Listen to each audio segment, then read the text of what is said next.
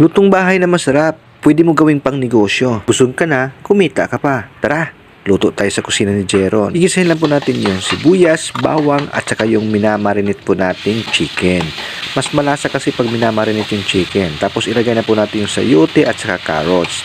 Igisahin lang po natin yan, mimikos-mikos lang po natin. Tapos ilagay na po natin yung pinagmarinita natin ng chicken natin. Lagyan po natin ng 1½ cup of water. At pagkatapos timplahan na po natin. Ang itimpla po natin is asin lang po, seasoning at saka paminta. Kapag kumukulo na at partially cooked na po yung mga gulay natin, ilagay na po natin yung pansit, bagu beans at saka bell pepper. Hintayin natin maluto lahat at ilagay na po natin yung repolyo. Hintayin natin maluto ang repolyo at pagkatapos, iserve na kaagad kapag naluto na. Napakasarap po ng pagkain na yan. Kikita ka rin yan. Kasi ako, how many times na akong kumita sa pagluluto.